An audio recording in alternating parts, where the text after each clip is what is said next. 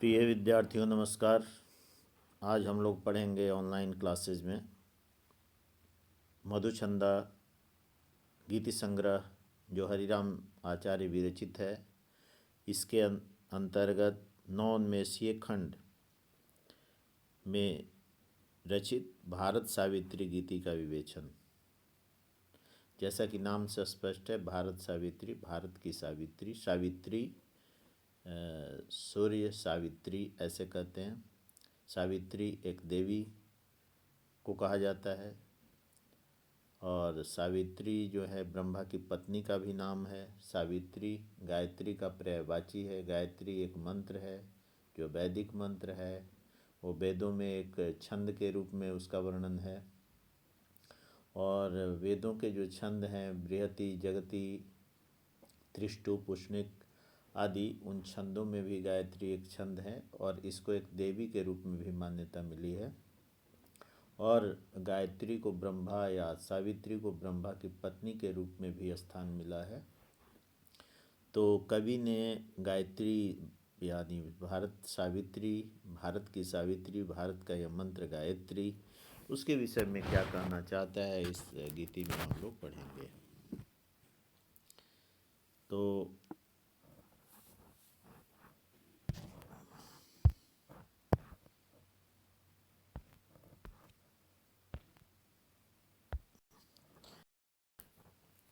इस गीति में पहले पद सा देखते हैं। ऋषि गण कंठै यदा उचारिता मंत्र मंगला सावित्री,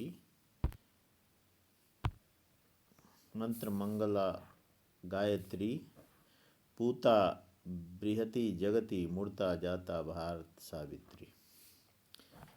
ऋषि गणै यदा उचारिता, ऋषि गण कंठै यदा उचारिता, ऋषि गण के, ऋषियों के कंठों से जब ये उच्चारित हुई मंत्र मंगला गायत्री, ये मंत्र ही है जिस मंत्र मंगल मंत्र गायत्री जब उच्चरित हुई तो ये किसके साथ हुई? जो बृहति जगति आदि छंदों के साथ युक्त थी, उन छंदों से। लेकिन मूर्ता जाता भारत सावित्री, लेकिन यह बाद में मूर्त रूप इसका हो गया।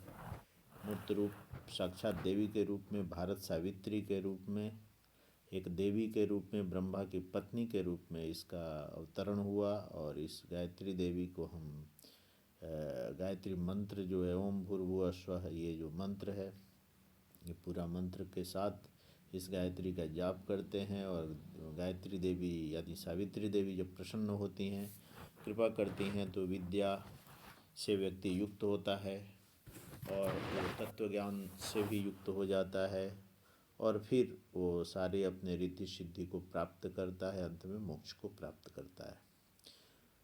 आगे की पंक्ति है। प्राणाग्नि ऋग्भिः समर्चितः पवमानः यशसा प्रवर्धितः दीप्ता यत्र आदित्यरश्मयः तत्र मुखरिता सामगीतयः अंतर्याम यजन संभूता भूता त्रयी भूतधात्री। इसमें कितना? अंतर्याम यजन संभूता भूता, ये अनुप्रास भी है और दोनों के अर्थ अलग हैं। संभूता भूता के तो यमक भी है। त्रयी भूतधात्री, इस तरह से इसमें कवि ने अच्छा संयोजन किया है अलंकारों का भी। प्राणाग्नि अग्नि ऋग्भि समर्चित, ऋषियों के प्राणाग्नि से पूजित, प्राण रूपी अग्नि से, तेज से पूजित, और पवमान यानी वायु से, यजुषा यज्ञ को बढ़ाने वाले, और पवमान अग्नि के एक पुत्र का भी नाम है। तो पवमानः यजुषा प्रवर्धितः, यजुषा यानी यज्ञ को प्रवर्धित करने वाले। दीप्ता यत्र आदित्य रश्मयः, और जो आदित्य यानी सूर्य की रश्मियों से जो दीप्त है। तत्र मुखरिता साम गीतयः, और जहाँ शाम की गीतियाँ, मधुर मधुर गीतियाँ, शाम वेद का जो गायन होता था, शामों का गायन होता, शाम गीतियाँ कही जाती थी। और उस गायत्री मंत्र के प्रभाव से उस वे शाम की गीतियाँ भी मुखरित हुई हैं। अंतर्याम यजन संभूता, अंतर्याम अंतर के रूप से, अंतर आंतरिक रूप से यजन पूजन से संभूत होती हुई। और यह भूत धात्री समस्त भूतों को, पांच जो भूत महाभूत माने उन सब भूतों को, भूत यानी जीवों को भी धारण करने वाली है। और त्रयी, तीन तीन वेदों को भी यह धारण करती है। सभी वेदों में गायत्री मंत्र का प्रयोग हुआ है और यह एक तरह से सभी वेदों का यह प्राण स्वरूपिणी भी है।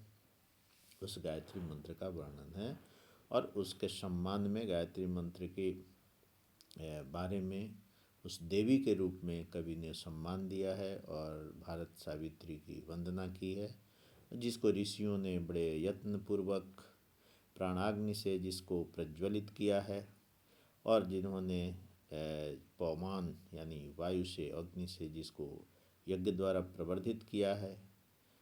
और इस तरह से इस का वर्णन यहाँ पर किया है कवि। अगला पद्य देखते हैं। अब पद्य जो है बीच में अलग अलग मुक्तक रूप में है। अब यहाँ से ये विषय यहाँ समाप्त होता है तो आगे आता है लौकिक संस्कृत आ जाता है आगे। व्याधम प्रति शापः प्रस्फुटितः लोकः श्लोकत्वं समागतः ऋजुबुधि समरे विमोहिता तदा सुगीता भगवद्गीता एवं जाता सत्साहत्री दिव्य संस्कृति वरदात्री। ये सीता सावित्री से मिला दिया, भारत सावित्री, अंत में पद है वरदात्री। व्याधम प्रति शाप, व्याध यानी बहेलिये के प्रति जब शाप प्रस्फुटित हुआ, वाल्मीकि जी ने जब बहेलिये ने क्रौंच का वध किया था तो उनके मुख से प्रथम प्रथम जो माँ निषाद ये जो शब्द निकला, वहाँ से जो काव्य की रचना हुई, उनके शाप से करुणत्व, उनके हृदय में जो करुणा का प्रस्फुटन हुआ और शाप से प्रथम श्लोक की रचना हुई। शोक श्लोकत्वम समागतः, और वहाँ से प्रथम श्लोक की रचना हुई। ऋजुबुधे, इसका वर्णन करें कि आदि कवि वाल्मीकि लौकिक संस्कृत का जहाँ से प्रस्फुटन हुआ उसका वर्णन कवि करता है। ऋजुबुधि समरे विमोहिता, ऋजुबुधि सरल बुद्धि से, समर यानी युद्ध में जो अर्जुन विमोहित हो गए थे सामान्य बुद्धि के कारण से। ऋजु बुद्धि, सरल बुद्धि, सामान्य बुद्धि, सीधी सीधी बात सोचने वाले कि ये माता हैं, पिता हैं, भाई हैं, बंधु हैं, गुरु हैं, किनके साथ इसमें लड़ाई मुझे करनी है, इस बात से वो विमोहित हो गए। तभी भगवान श्री कृष्ण ने अत्यंत मधुर भाव से उनको श्लोकों में गीता सुनाई, जिसे श्री भगवान के मुख से निकले हुए गीति को कारण उसको गीता कहते हैं। गीता को सुगीता कर दिया उन्होंने। सुंदर गीतियों में, सुंदर पद्यों में उन्होंने उदाहरण सहित अर्जुन को समझाया, ये संसार क्या है, ये जन्म क्या है, ये मृत्यु क्या है, ये लोक क्या है और ये सगे संबंधी क्या हैं, इन सब चीज़ों को उन्होंने बतलाया। इस तरह से गीता की रचना हुई और गीता के बाद जो भागवत जो लिखा गया, महाभारत, वो एवं जाता सत्साहस्री दिव्य संस्कृति वरदात्री। इस प्रकार से 1,00,000 100,000 श्लोकों वाली वो जो कहते हैं कि उसमें 1,00,000 श्लोक की से रचना हुई। महाभारत में 1,00,000 श्लोक हैं।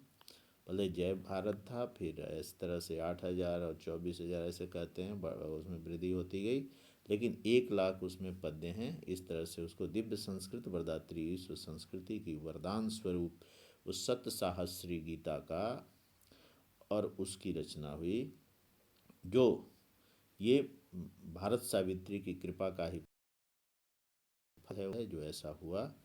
और इस प्रकार से इस पद में इसका लौकिक संस्कृत का जो प्रस्फुटन हुआ, गीता का जो विनिर्माण हुआ और महाभारत का जो निर्माण हुआ, उसका वर्णन कवि ने किया है। धनुज दलम प्रबलम संभूतम, धनुज दल कविकुल गुरुणा यदा अनुभूतम, तपस्वी शैलेश्वर दुहिता, शैलेश्वर दुहिता शक्ति सदा शिवेन योजिता, तदा प्रतिज्ञा रघुवंशीय जाता दानव दलहंत्री। कभी कालिदास की रचनाएं आ जाती हैं उस लौकिक संस्कृत में रामायण महाभारत की रचना के बाद। तो धनुज दलम प्रबलम समुद्र, जब धनुज दल जो प्रबल हो गया माने दानवी दल, तो इसका जब कवि कुलगुरु के द्वारा अनुभूत किया गया तो उन्होंने इस चीज़ को अपने पौराणिक चीज़ों से जोड़ते हुए तपस्विनी शैलेश्वर यानी हिमालय की जो पुत्री, शैलेश्वर दुहिता हिमालय की पुत्री पार्वती जो तपस्विनी रूप में थी, उनको सदाशिव भगवान शंकर के साथ उस शक्ति का संयोजन करके और कुमार संभव काव्य की रचना करी। और उसमें उसके द्वारा उन्होंने ये बताया कि उनसे जो पुत्र उत्पन्न हुए उन्होंने तारकासुर जो धनुष दल था का नायक था, उस धनुष दल सहित उसका नाश किया। उसी के बाद वो लिखते हैं रघुवंशीय प्रतिज्ञा, फिर दानवी दल प्रबल होता है तो रघुवंश की रचना करते हैं और उसमें उसके द्वारा जो रावण आदि जो हैं उनका भी वध होता है और रघुवंश का की भी रचना करते हैं। ये कवि गुलकारी दास द्वारा रचना की जाती है, उनका भी इसमें नाम आ गया है। फिर आगे फिर वैदिक मंत्र आ जाता है। ईशावास्या सर्वमंगला सदा शांति गंगा जल विमला। अपने पौराणिक जो ग्रंथ हैं ईशावास्योपनिषद, वो सबकी कामना ईशावास्यम इदम सर्वम यत्किंच जगत्याम जगत। तो जो कुछ भी संसार में है ईश्वर से विभूत है, ईश्वर से विपरीत है, वो सब तेन त्यक्तेन भुंजिथा माग्रधा कस्य शुद्धनम। यह मंत्र उसमें है। ईशावास्य उपनिषद का प्रथम मंत्र है, ईशावास्यम इदम सर्वम यद किंच जगत्याम जगत तेन त्यक्तेन भुंजिथा माग्रधा कस्य शुद्धनम। कैसी उदात्त भावना रही है हमारी संस्कृति की, जो कहते हैं कि सारा जगत ईश्वर अनुप्राणित है, ईश्वर का तत्व है और इसलिए त्यक्त भाव से ही भोग करना चाहिए जो संसार में जो पदार्थ हैं उनका, और त्यक्त भाव से और माग्रधा कस्य स्विधन, और किसी के भी धन का लोभ नहीं करना चाहिए। ये बात करते हुए उसमें प्रथम मंत्र की शुरुआत तो सबके लिए मंगलकारी भावना को रखते हुए जो ईशावास्योपनिषद है, और वहाँ उसके अंदर सबके लिए शांति की कामना करते हुए शांति गंगा जल विमला, जो शांति के गंगा जल से शांति के भाव का पोषण करने वाले गंगा जल सा निर्मल, और जो धर्म प्राण संस्कृति से जो धर्म प्राण धर्म से प्राणित अनुप्राणित जो संस्कृति का सार है, सत्कृति का अच्छी कृतियों का सार है। आद्य निखिल भुवन परिवारा, आद्या निखिल भुवन परिवारा, और निखिल भुवन या समस्त संसार का जो प्रथम परिवार है वो हमारे जो वसुधैव कुटुंबकम की भावना का प्रतिफलित करने वाला है। यदाकारिता चिरमूल्यानाम कलयित्री, ये अंतिम पंक्ति है।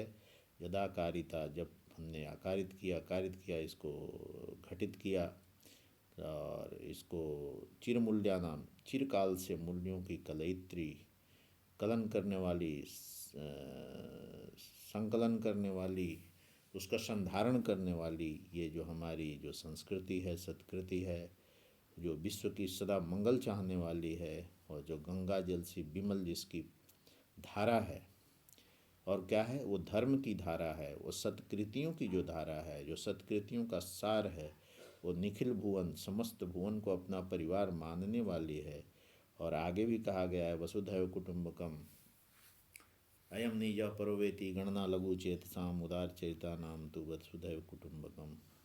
तो ये उदार चरित्रों वालों के लिए हमारा चरित्र उदार रहा है। हम शांति की कामना करते हैं, हमें पूरे विश्व में मंगल की कामना करते हैं, और हम सत संस्कारों की बात करते हैं, सत संस्कारों की बात करते हैं।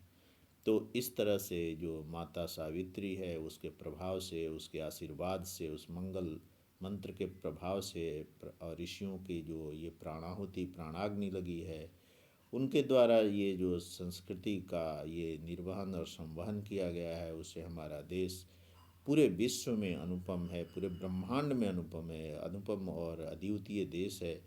और यहाँ के जो सारे संस्कार हैं वो युग युगों तक विश्व का मार्गदर्शन करते आ रहे हैं युग युगों से, और करते रहेंगे। कवि की ये भावना है और हमें इस पे गर्व होना चाहिए, और हमें अपने संस्कृति की रक्षा के लिए ये भारत सावित्री और अपने संस्कारों को कभी नहीं भूलना चाहिए, और अपने देश की संस्कृति के प्रति गर्वान्वित होकर अपने देश के लोगों की रक्षा के लिए, विकास के लिए सतत तत्पर रहना चाहिए। कवि की ये अंतर्निहित भावना है, और हम लोगों को भी इस विषय को अपने हृदय में धारण करना चाहिए। इसको परीक्षा की दृष्टि से भी उपयोगी मानते हुए पढ़ना चाहिए। इसमें वैदिक और लौकिक दोनों संस्कृत का संयोजन करते हुए कवि ने अपने भावों की अभिव्यक्ति दी है। धन्यवाद, नमस्कार।